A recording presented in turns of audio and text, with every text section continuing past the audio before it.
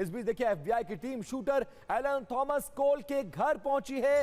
Los Angeles के 2 story मकान में रहता था एलन। घर के सामने 2 कारें और एक स्कूटर खड़ी मिली है। कमला हैरिस के कैंपेन में डोनेट भी कर चुका है और पार्ट टाइम टीचर और गेम डेवलपर के तौर पर ये एक प्रोफेशनल था और बाकायदा बेस्ट टीचर का अवार्ड भी एक समय में ये जीत चुका है। और हमलावर के पास से कई हथियार मिले हैं। एलन के पास से मिले हैं शॉटगन और हैंडगन। कुछ चाकू भी हमलावर के पास से बरामद हुआ है।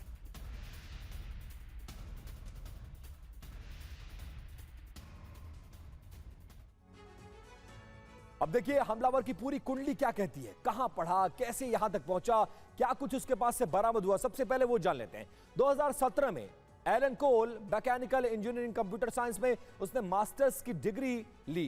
प्रतिष्ठित कॉलटेक यूनिवर्सिटी से वो पढ़ा हुआ है। C2 एजुकेशन में पार्ट टाइम टीचिंग भी कर चुका है। दिसंबर 2024 में इसको बेस्ट टीचर का अवार्ड भी मिल चुका है।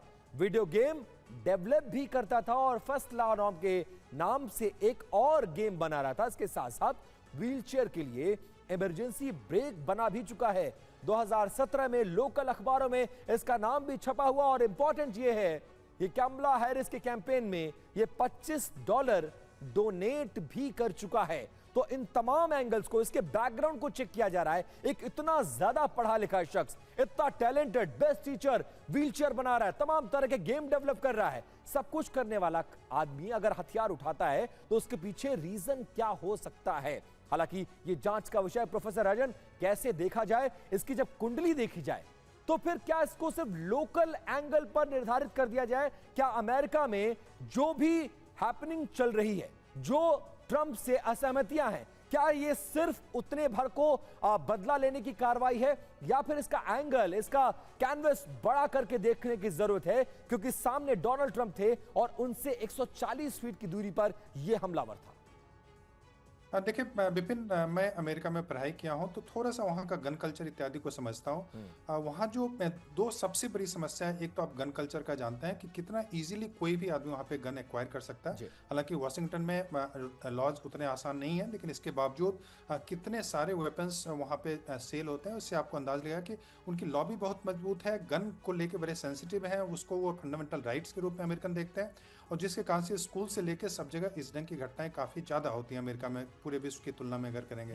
और दूसरा जो सबसे अभी जो माहौल है कि जिस ढंग से एंटी ट्रंप एक सेंटिमेंट काफी जगह से, काफी जगहों पे, खासकर अमेरिका की मैं बात कर रहा हूं, जो प्रबल हो गया है और काफी उससे लोग, उनको लग रहा है कि ट्रंप अमेरिका को पूरी तरह से एक तरह से रसातल में ले जाने की कोशिश कर रहे हैं। और वैसे में खासकर जो इंडिविजुअलिस्टिक कल्चर है वहां पे, जिसमें कि लोग वीडियो गेम और इस ढंग के गेम से इमेजिन करते हैं, उस इमेजिन वर्ल्ड में जो रहते हैं, उस ढंग की घटना मुझे ज्यादा यहाँ पे लग रही है। और वो वीडियो गेम भी बनाता था और उस ढंग से इंजीनियर भी है, तो उसको पता भी था कि कैसे वेपन्स इत्यादि छिपा के ला सकते हैं, बना सकते हैं इत्यादि।